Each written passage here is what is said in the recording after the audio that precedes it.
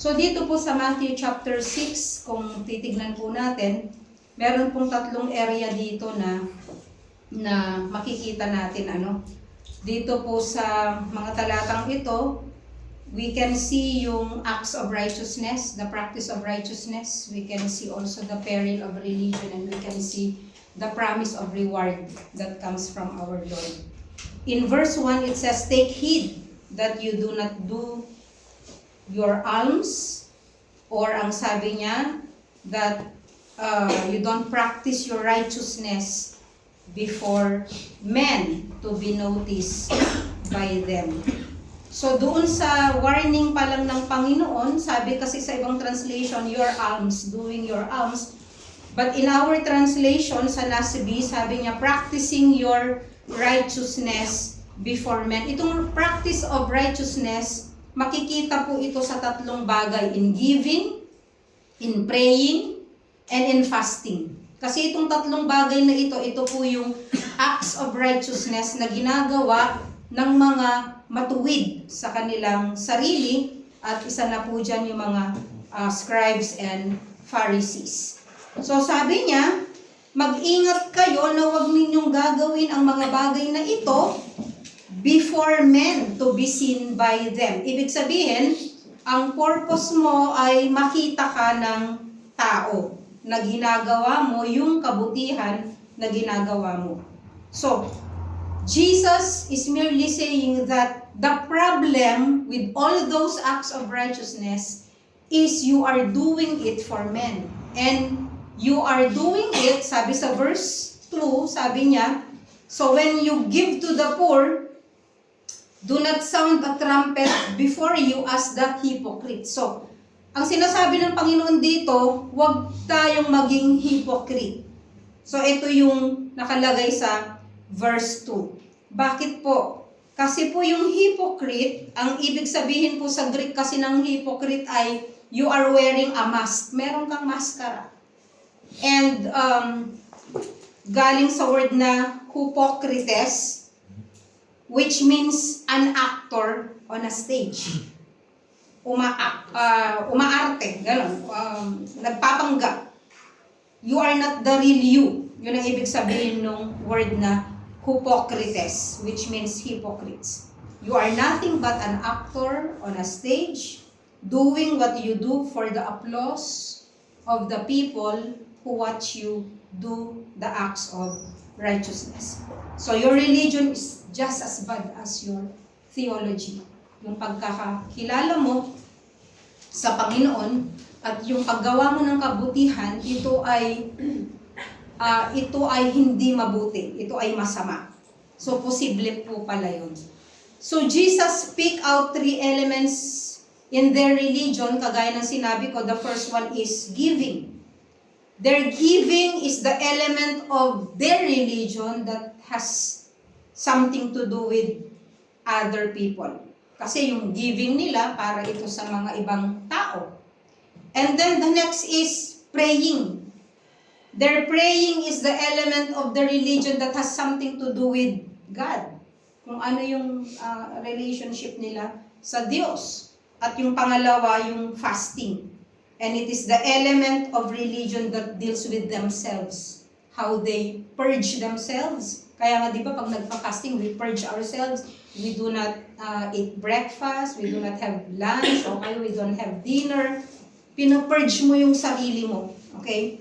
So, ito yung tatlong area na ginagawa po ng mga Pharisees at ng mga scribes. In order for a person or for a Jew to be righteous in the sight of God, according to them, and in the sight of men, kinakailangan gawin nila ito. Meron ng isang kwento na kung saan ang isang pastor na nagpa-pastor doon po sa Israel, meron daw dumaan na beggar sa kanyang harapan. At yung beggar na yon, pinalampas niya, hindi niya binigyan.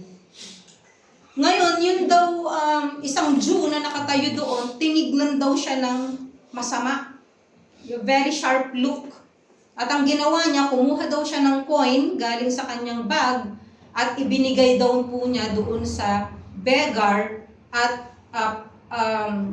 pinapakita niya doon sa pastor na this is what righteous people do. So, sa kanila pala, once na merong beggar, huwag mo dapat tanggihan. Nandito naman talaga sa Bible yun eh. But I don't know the situation kung bakit hindi nga po binigyan ng pastor yung beggar. And most of us, naniniwala ako na hindi lahat din ng beggar na pumupunta sa harapan natin ay binibigyan natin. No? Pero sa kanila po ay para sa kanila napaka-serious sila na kapag merong beggar, para sa kanila yun ay needy at kinakailangan nila itong bigyan. To the point na ipapamukha nila sa'yo na hindi ka nagbigay, you are not righteous. So ganun po yung ano doon, yung point doon. Pero may sinasabi po ang Panginoon patungkol dito, no? Kasi nga, hindi lahat ng pagbibigay sa harapan ng tao, na nakikita ng tao, ay katanggap-tanggap sa harapan po ng Diyos. So, Jesus wants to deal with the problem of hypocrisy. Hindi lang po sa mga Jews, kundi sa Christians na kagaya din po natin. Na kung minsan ay meron din po tayong acts of righteousness to be seen by man, and the Lord wants to warn us against these things. So sabi nga niya, take heed that you do not practice your righteousness before men to be noticed by them. Otherwise, you have no reward with your Father who is in heaven. So masasayang lang pala yung acts of righteousness kung ginawa mo ito para sa mga tao dahil wala ka nang matatanggap na reward galing po sa Amang nasa langit. Napakarami pong preaching, napakaraming teaching patungkol po sa giving. But there are two kinds of giving na makikita po sa Bible. Maraming mga offerings tayo na napag-aralan sa Book of Leviticus, Book of Exodus. Marami po tayong nakita doon, nabasa. But basically, dalawa lang po. Sa dalawa lang po nagfo-fall ang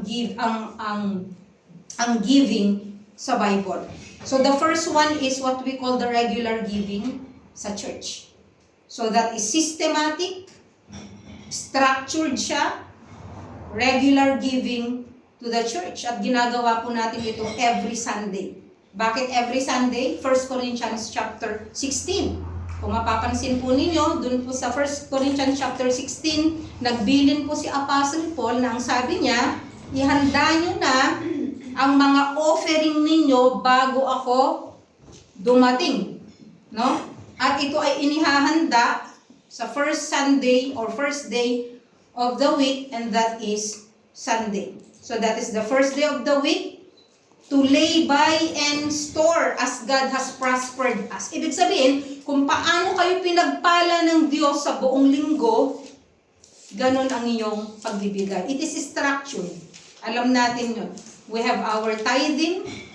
Of course, tithing is a principle in the Old Testament that we are just adapting so that we can know kung paano po tayo maging tapat sa maliit na bagay at kung paano po natin madadagdagan ito sa pamamagitan po ng ating giving. And throughout the Old Testament, the Old and New Testament, makikita po natin na hindi sapat ang worship kung walang giving. Giving is also a part of worship.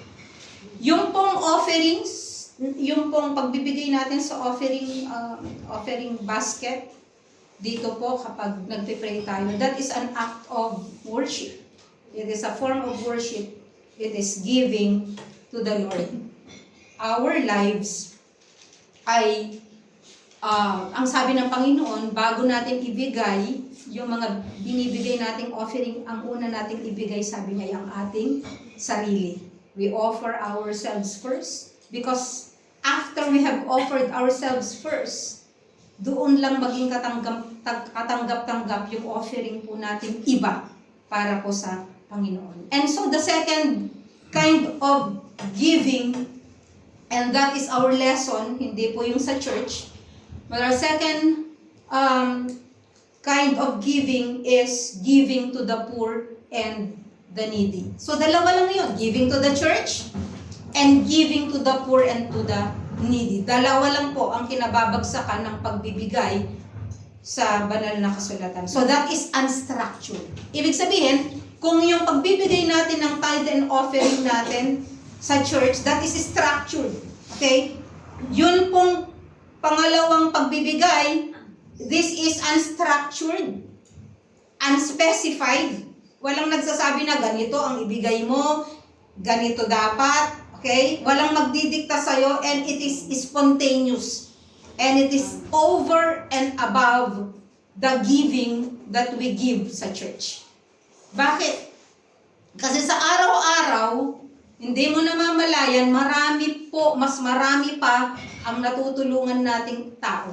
Mas marami pa ang pinupuntahan nung ating pong mga kinikita o naging blessing sa ibang mga nangangailangan. That's why, ang sabi po ni Apostle Paul, di ba, yung pagbibigay po natin, it is based kung ano yung pananampalataya mo. Di ba? That is giving. So, yung una, sa church, pangalawa, giving to the needy, and the poor. And who are the needy? Sino po yung mga needy na sinasabi ng Bible? Alam natin yung poor. Poor kasi yung economic status makikita mo na. Diba? Ibe-base natin kung mayaman o mahirap ang isang tao based sa trabaho, based sa kung magkano ang kanyang kinikita. Okay? So, pwede mo masabi na this family is poor. Pero, meron po tayong tinatawag na destitute talaga. Na halos hindi mapagkasya kung ano ang kinikita. Meron tayong tinatawag na needy. Needy, it's because hindi sila, they are mentally challenged. They are needy. Kasi hindi sila marunong, hindi sila makapagtrabaho dahil kulang sila sa pag-iisip. Special child sila or ano man po ito. The orphans, mga walang nanay, walang tatay. Ano pa po? Yung mga widow, na sinasabi po sa New Testament na may qualification na talagang hindi nila kayang buhayin ang kanilang mga anak at ang kanilang mga sarili. Those are needy people. Yung anak ninyo na nangangailangan, they need a new cellphone. Hindi yung needy, wag nyo ibigyan. Okay. So, yun po yung sinasabi ng Bible. Beyond those two things, the Bible knows nothing about giving. Yung dalawa lang po na. Yun. So, giving is all about being blessed. Kasi whether you pray to God or not, God will automatically bless you when you give. Kapag nagbigay ka, hindi mo kailangan sabihin sa Diyos na, Lord, nagbigay po ako, i-bless nyo ako ha. Walang ganun. Or sasabihin nyo na, sige, i-bless kita. Total, i-bless naman ako ng Lord. Lord, walang ganun, ano? When you give, automatically, nakahanda ang blessing ng Lord. At hindi natin malaman o hindi natin may specify anong klase ng blessing ang ibibigay ng Diyos sa atin. Because we always see blessings materially eh. Di ba? Madalas tayo, may blessing ako. But you are referring to that blessing monetarily o materially. Na akala mo, kapag walang nagbigay sa'yo ng pera, isip mo, hindi ka blessed ni Lord. Kasi ang blessing, ito po ay base doon sa pagkakakita ng Diyos kung paano kanya gustong pagpalain, kung ano yung pangangailangan na alam niya na meron ka, na hindi mo namamalayan. He is going to bless you to meet your needs. When God meet our needs, financially man ito, emotionally man ito, physically man ito, that is a blessing that comes from God. Dapat tignan po natin ang blessing na gano'n. So giving is all about blessing. About God blessing us, about God blessing our hearts as we freely bless others. So, meron tayong cycle of blessedness na nakikita sa Bible. Doon po sa Proverbs 11:25, Ang sabi, the generous man will be prosperous, and he who waters will himself be watered. So the principle here is, the more you give, the more you get. No? You water, and you get watered. Sa Proverbs 11:26, dun sa susunod na verse, ang sabi niya dito, he who withholds grain, the people will curse him, but blessing will be on the head of him who sells it. So if a farmer withholds the grain at ayaw niyang itanim yung grain na yon, wala siyang maha-harvest, at kapag wala siyang maha-harvest, he cannot sell, di ba? He cannot sell, and he cannot meet the needs of other people. Pero kapag yung farmer, itinanim niya yung grain, na-harvest niya yung grain, binenta niya yung grain, or pinamigay niya yung grain, or itinanim niya ulit yung grain, then there will be food for all. And that is the cycle of blessedness. Alam niyo po, yung pagpapala, lalo na dito tayo mga magkakapatid, ang pagpapala ng bawat isa ay connected po sa lahat sa atin. Alam niyo ba yun? Your blessing is my blessing. Ang blessing ko ay blessing po ninyo. Because we are a family, at yung pagbibigay po natin ay naaambunan or nauulanan yung mga ibang tao na nangangailangan. Example, when we give to the missions. Example, when we give our tithes and offering. Yung tithe natin, bahagi doon ay pinangsusuporta po natin sa mission, aside from the mission offering. And, nabibless din po sila. At yung mga nabibless doon, they will also continue to bless others, and that is a cycle.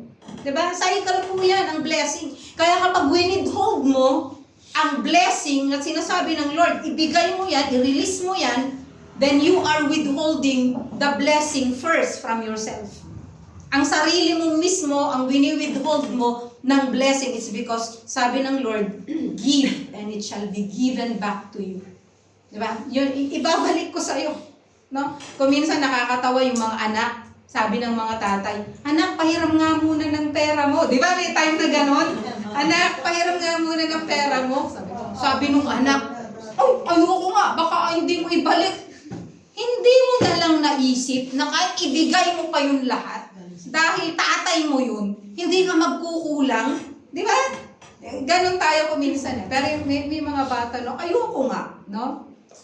Natatawa ako sa mga ibang bata kuminsan chinecheck niya, yung soldi ko nasan? Na yung pera ko nasan? Chinecheck nila yung pera nila once in a while. But when God tells us to release it. Bakit? He will take care of our needs. Diba? Pag nagbigay ka nga ng isang kutsara, bibigay niya isang sandok. Pag nagbigay ka ng isang sandok, bibigay niya isang pala. Diba? Paikot-ikot lang po ang blessing. So, if you step out of the cycle of giving and blessing, then you step out from the real blessing of the Lord. At ano ang real blessing niya? Souls. Ang blessing ng Panginoon ay nasa souls, kung paano tayo makapag-minister sa ibang tao. So, the principle of giving is this. You need to give because it puts you in a circle of blessing. And what you give, God blesses. Ano mang ibigay mo, i-bless po ng Panginoon. So, ang Old Testament po ay malinaw sa pagbibigay, lalo na po sa pagbibigay sa mga needy, sa mga nangangailangan. In Leviticus chapter 25, verse 35, ang sabi po dito, now in case a countryman of yours, ibig sabihin kababayan mo, kapareho mong Israelita, becomes poor and his means with regard to you falter, then you are to sustain him like a stranger or a sojourner that he may live with you. So ibig sabihin, countryman mo, yung countryman mo naghirap, kababayan mo naghirap, tulungan mo, masustain yung kanyang pangangailangan.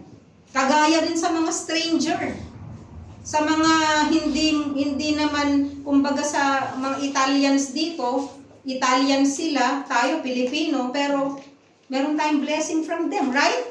Nakakatanggap tayo ng mga 7:30, mga 7:30, nakakatanggap tayo ng mga bonus something. That is part of them blessing the strangers. Stranger tayo eh. Hindi naman tayo Italians, no? Pero bine-bless tayo dito sa sarili nilang bansa. Yun ang sinasabi ng Lord sa mga Israelites. Kapag ka merong stranger, the same, kung paano mo sinusustain yung brother mo, ganun din, i-bless mo rin ang stranger. Or kahit yung sojourner lang. Alam mo yung sojourner? Yung people who are just passing by. Halimbawa, mag-i-stay lang siya ng 1 day. Meron tayong bisita, mag-i-stay lang ng 1 day, 2 days. Bless them. Ibigay ang pangangailangan dahil ibabalik din naman ng Panginoon yun. Deuteronomy chapter 15, verses 7 to 8, ang sabi, if there is a poor man with you. So, ibig sabihin po, hindi nawawala ang poor. Hindi ako masyadong sa teaching ng iba, hindi balanse. Na sinasabi, pag Christian ka, dapat masagana ka financially. Nakarinig na kayo ng teaching na gano'n? Oo, totoo naman yun. But there will always be poor. Kaya nga laging sinasabi ng Lord, magbigay sa needy and poor eh. Because there will be always poor. Sabi sa Deuteronomy 15 verse 7, if there is a poor man with you, one of your brothers, in any of your towns in your land which the Lord your God is giving you, you shall not harden your heart. Huwag mong patigasin yung puso. Meron ka namang ibibigay, pinapatigas mo yung puso mo. Nor close your hand from your poor brother. I mean, close your hand. Ayok. But you shall, sabi niya, freely open your hand to him. May example yung kamay dito. Do not close your hand, but freely open your hand to him, and shall generously lend him sufficient for his need in whatever he lacks. No, yun ang po sinasabi ng Bible. Sabi din sa Psalms 41 verse 1, how blessed is he who considers the needy, the helpless.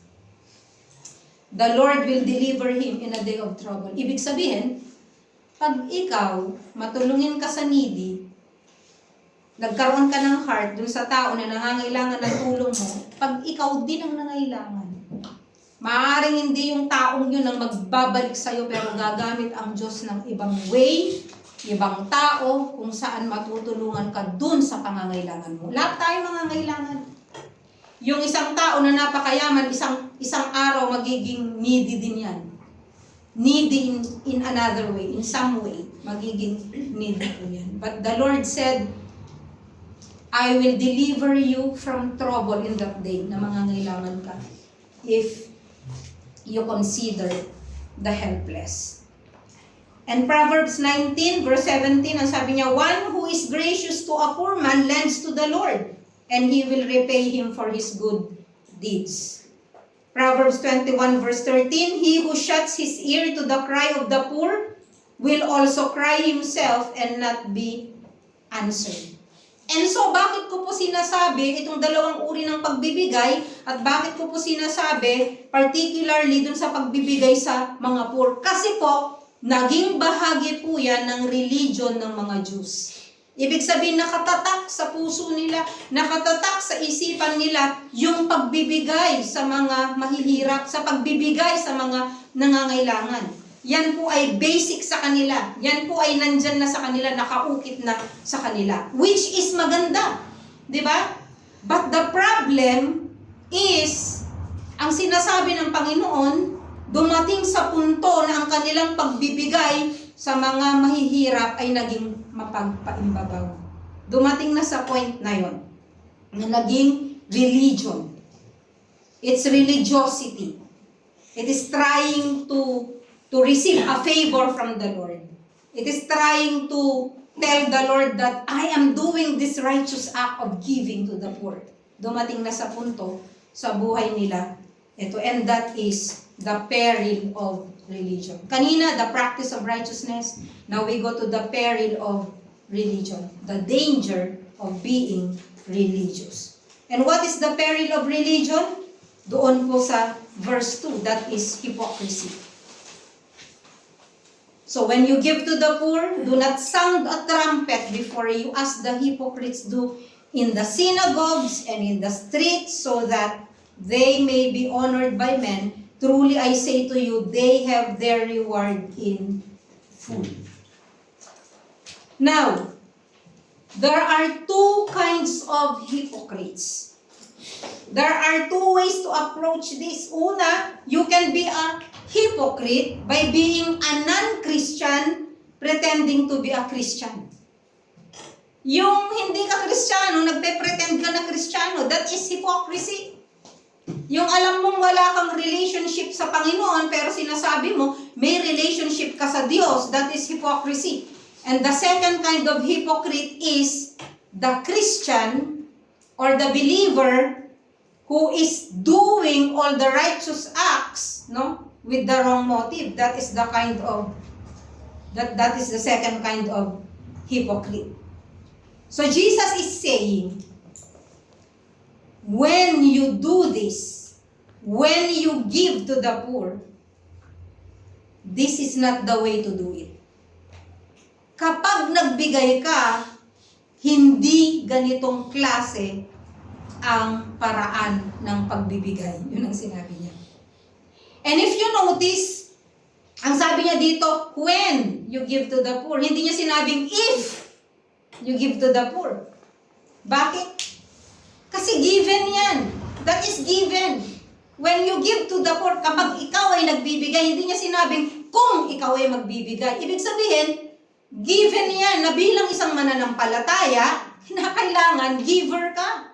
Kinakailangan generous ka. Yun ang sinasabi dito. So kapag nagbigay ka sa mga mahihirap, ang sabi niya, do not sound your trumpet. No?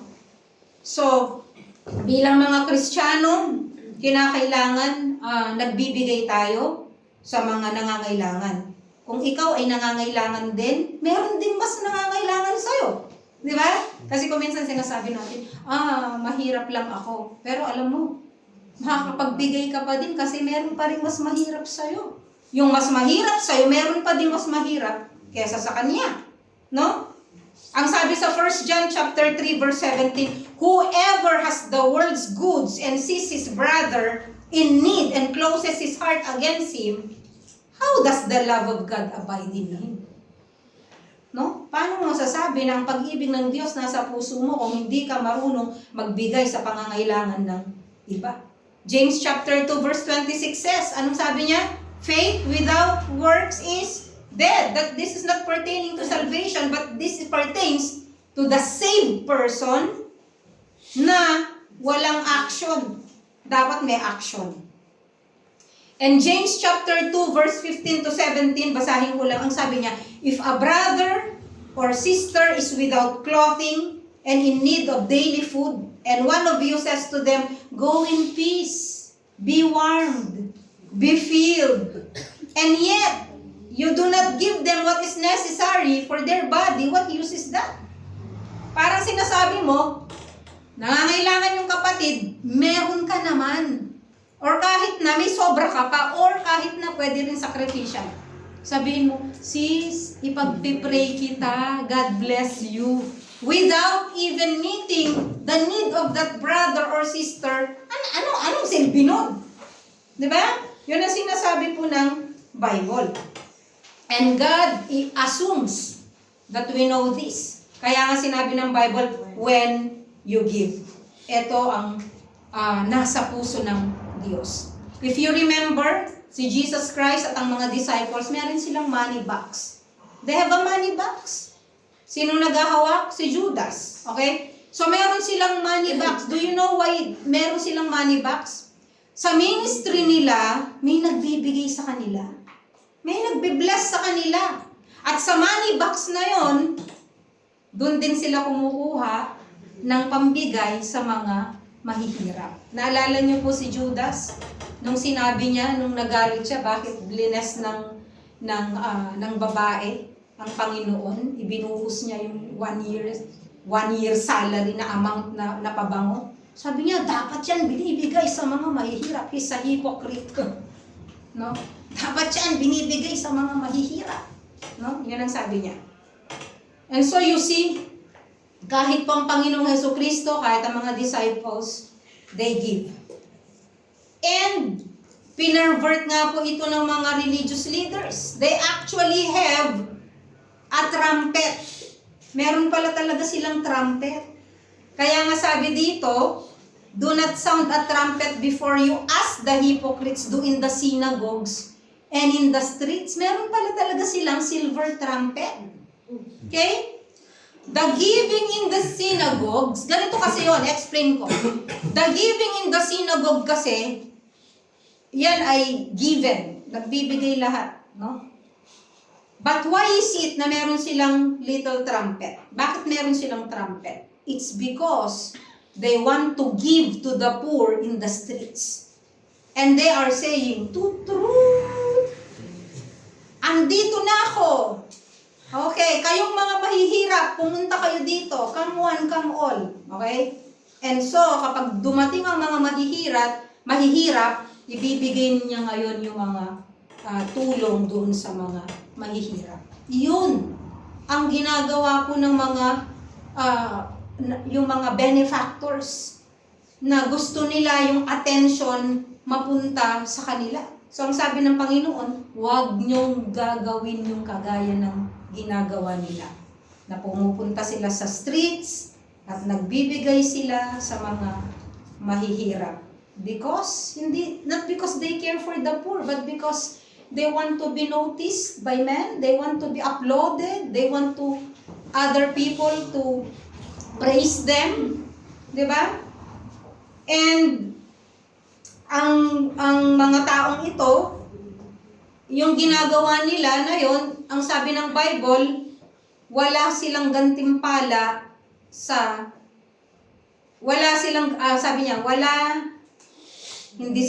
nakuha na nila yung kanilang gantimpala. Doon sa verse 1 nakalagay, they don't have any reward. Sa verse 2 naman, ang sinabi, they have received their reward. Doon sa una, wala silang reward. Pangalawa, na-receive nila yung kanilang reward. Alam nyo po, hindi natin kailangan na pumunta or bumalik doon sa panahon ng Panginoong Hesukristo para makita natin yung bagay na ito na sinasabi ng Bible. Buksan mo na lang ang FB mo. Buksan mo yung FB mo. Buksan mo yung Reels. Buksan mo yung mga video ng mga tao na nagbibigay para sa mga mahihirap. Tama? Why? They want to be noticed by men. No? Ganun na lang. Sayang naman. Ang dami nilang pinamigay, pero sayang, ano? Kasi walang reward yun. Walang reward yun sa Panginoon. Because they do it all for appearance sake. Para maging maganda sa paningin. But you know what? Sinasabi natin ito na, ganito yung mga nasa Facebook. Nagbibigay sila. But they are sounding the trumpet. Pero sa totoo lang, we also have our little trumpets. Maybe not big. Maliit lang. That meron tayo sa mga hearts natin that if we give something, we want others to thank us. Di ba? We want others to recognize us. We want others to say that, or to praise us, to say na, ang kapatid na ito ay mapagbigay. Those are little trumpets that we have. Na sinasabi rin ng Panginoon, na nakikita rin ng Panginoon, na sinasabi rin niya na, huwag kayo mag-blow ng trumpet kagaya ng mga hypocrites. Because one way or another, ang message na ito ay para sa lahat. Because this can be for the Pharisees and the scribes in Jesus' day, and this can also be for the disciples who are following the Lord Jesus Christ. Kaya nga niya ito tinuturo sa kanila. Diba? If you remember, sinabi ko sa inyo, ito pong Sermon on the Mount is not for the non-Christians actually, it's for the disciples, di ba? And this is part of the lesson. So, ang ginagawa ng mga tao, they try to, sometimes, you want to keep your giving secret, but somehow, nagre-resurrect yung flesh na there is a part of you na hindi mo makalimutan na ikaw ay nagbigay. Di ba? So whatever you do, whether it is reference to the church or to the needy, kinakailangan na magbigay po tayo ng merong maayos na puso. Don't blow a trumpet because that is the way of the hypocrites. So, but, meron ding mga ibang mga religious organizations na sabi niya, if you give this certain amount, you will receive, you will receive a certificate, you will receive a plaque. Di ba may mga ganon? If you give this certain amount, ibibigay sa'yo, and then ikaw naman, ilalagay mo yun sa wall mo. Na palatandaan na ikaw ay nagbigay. Ewan ko ba ba't nauso yun? But actually, that is hypocritical. That is motivating hypocritical giving. So, kinakailangan magbigay tayo ng may malinis na puso. And again, yun pong reminder, we don't just give to anyone. Hindi lahat ng tao binibigyan. We don't support healthy beggars. Okay? Yung mga mas healthy pa sa'yo. No? Yung healthy na hihingi sa'yo, pero ikaw pagod na pagod ka sa work, nakayuko ka na, hindi ka na makadiretso. You can support the poor. Paano? By giving them work. Instead na ikaw, bigay ka ng bigay dun sa poor na relative mo or yung hingi ng hingi na kamag-anak mo, bigyan mo sila ng trabaho. You can support the poor by giving them some self-respect, not to beg. Kasi kapag nagbe-beg ka, nawawala yung self-respect mo, di ba? Kapag ikaw ay hingi ng hingi, nakakawala ng self-respect yun. Pag ikaw ay binigyan, that's okay. Pero yung ikaw ang hihingi, kahit na magulang ka, hihingi ka sa anak, parang nakakawala ng respeto sa'yo bilang isang tao. Di ba? Parang ganun. So you can support the poor and the needy by giving them some self-respect, teach them to fish. They don't just give them fish. Narinig po natin yung kasabihan na yun. And be careful to make the distinction. And pangatlo, punta po tayo sa pangatlo, the promise of reward.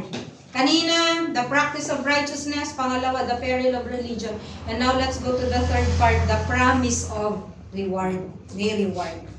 So God has established this reward system for His own purpose. Alam natin na may rewards. Napag-aralan natin to sa Revelation, sa eschatology, na darating ang time na lahat ng ginawa natin, bibigyan ito ng reward. At kung wala kang reward na natanggap sa time na yun, wala kang i-offer sa Panginoon. Wala kang ma-enjoy sa time na yun at wala kang ma-offer sa paanan ng Panginoon. And so God has established this reward system. Doon po sa verse 1, ang sabi dito, mag-ingat. No? Sabi niya, beware of practicing your righteousness before men to be noticed by them, otherwise you have no reward. Wala kang reward na matatanggap. Kanino? Sa Father.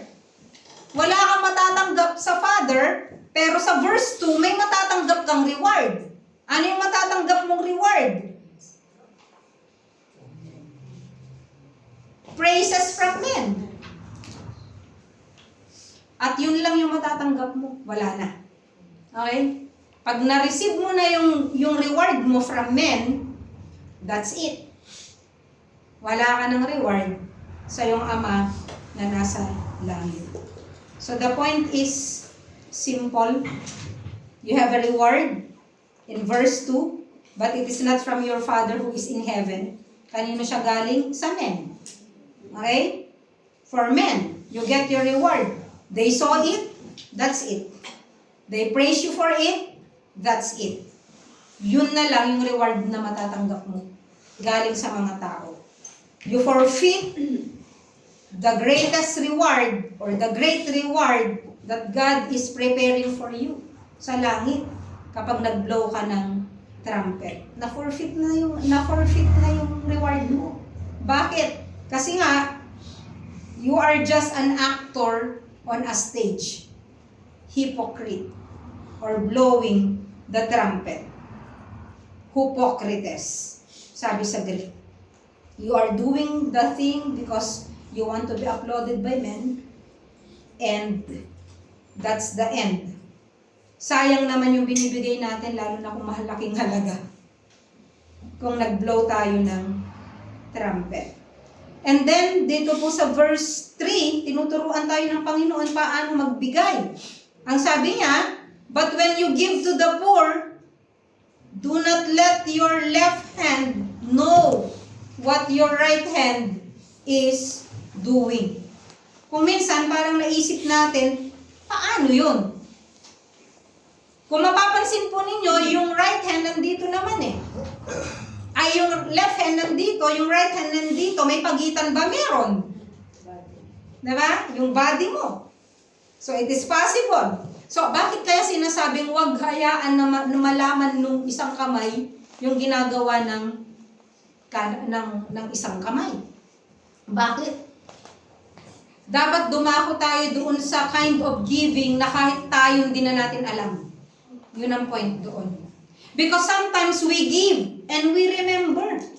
Di ba? Kapag nagbigay ka, naaalala mo na nagbigay ka. Dapat dumako sa point na nagbigay ka na para bang hindi alam nung kaliwang kamay, nung kanang kamay mo yung pagbibigay na ginawa mo. You give and you forget. You give and you forget. And sometimes, merong mga pagkakataon sa buhay natin na nagbigay tayo, pero yung taong binigyan natin hindi marunong magpasalamat. Tama? Tama? Tama, di ba? Okay.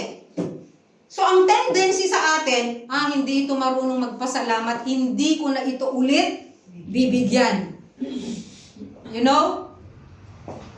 Mali ang motibo mo din.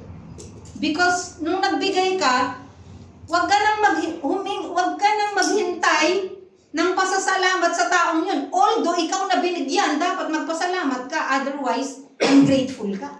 Di ba? Pero ikaw na nagbigay, whether nagpasalamat o hindi nagpasalamat, hayaan mo. Why? You give and then you forget. Mas maganda nga nakalimutan magpa-thank you sa'yo. Alam mo kung bakit? The Lord saw it. And that's what really matters. Nakita ka ng Diyos nung nagbigay ka, at yun ang mahalaga. Nakita ka ng Diyos. At kahit na maraming mga tao na ungrateful, na pagkatapos mong pinag-aral, tinulungan, inihaon, binigyan ng trabaho, hindi man lang marunong tumanaw ng utang na loob. Talagang bilang isang normal na tao, masakit po yun sa atin. Pero ang sabi po ng Bible, do not let your left hand know what your right hand is doing. At ganun din po sa pagbibigay po natin sa iba pa pong mga tao at sa iba pa pong mga gawain. Hindi ko maintindihan bakit meron pa ding mga tao na sasabihin, ay noong ganito, nagbigay ako ng ganito, nagbigay kami ng ganito, pinamigay namin sa mga ganito. Natatandaan mo pa talaga, no? Ibig sabihin, talagang it's into you, no?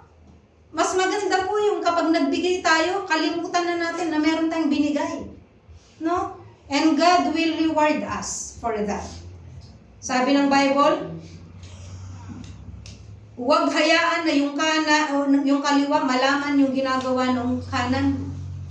Not even your wife as much as possible. Naalala ko po merong isang Korean missionary na nagpunta sa Pilipinas noon. Tapos itong Korean missionary, itong Korean missionary na to, itong Korean missionary na to kasi meron siyang blines na pastor, meron siyang binigay. na blessing dun sa pastor. And then, itong pastor na to, syempre, na-bless siya, sinabi din niya sa ibang pastors na binigyan ako gano'n. Sabi niya, nakarating ngayon dun sa asawa nung Korean.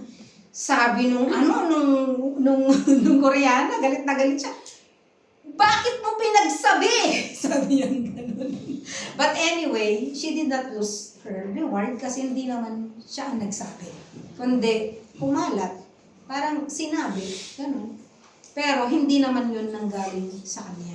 Kasi po, ang isang nakita ko rin po sa mga ibang mga Koreans noon, hindi ko lang po alam sa mga ibang na-meet, they always wanted also to give secretly. Kaya nagbibigay sila sa mission, secretly din, dahil naniniwala po sila doon sa eternal reward na binibigay ng Diyos. And so, ang sabi po ng Bible, we will have the promise of reward that comes from the Father if we give in good heart and with the right motive. At idadagdag ko lang po sa ibang motives po ng pagbibigay dito sa church at sa ibang mga tao. Kasi po yung crooked na generosity, ito po ay, ang bunga po nito temporary reward. Kapag hindi maayos yung pagbibigay mo. Kaya maganda rin pong warning sa atin. Do not give to draw attention to yourself. Napakahalaga. Do not give to draw attention to yourself. Pangalawa, don't give to gain prestige. Pangatlo, don't give to gain approval. At pang-apat, don't give to manipulate the authority in the church. Kasi po mayroong mga iba, lalo na po sa yung mga iba, yung mga negosyante, mga mayayaman sa church. Dahil malaki yung kanilang binibigay, gusto nila magkaroon sila ng authority sa church. Hindi. Kung anong pwesto mo, yun ang pwesto mo.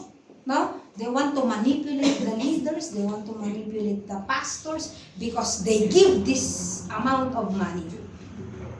And sometimes they want to manipulate the brother or the sister kasi nagbibigay sila doon sa brother or doon sa sister na ito. So yun po yung sinasabi ng Bible. For my conclusion, don't be self-conscious of your giving. It should be based on the compassion and the mercy of the moment. The left hand is not even aware of it. Tayo po ay manalangin. Panginoon, salamat po sa inyo pong pagmamahal sa amin. Thank you, Lord, that we give because you first gave. Salamat po, Panginoon, sa lahat po ng mga pagpapala na inyo pong binigay sa amin.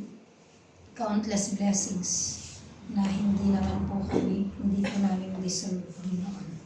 Tulungan niyo po kami na magbigay na may mabuting puso. Tulungan niyo po kami magbigay in secret so that maging kaaya-aya po, Lord, ang amin pong pagbibigay sa inyo pong harapan. Thank you, Father, and we give you praise and thanks in Jesus' name. Amen.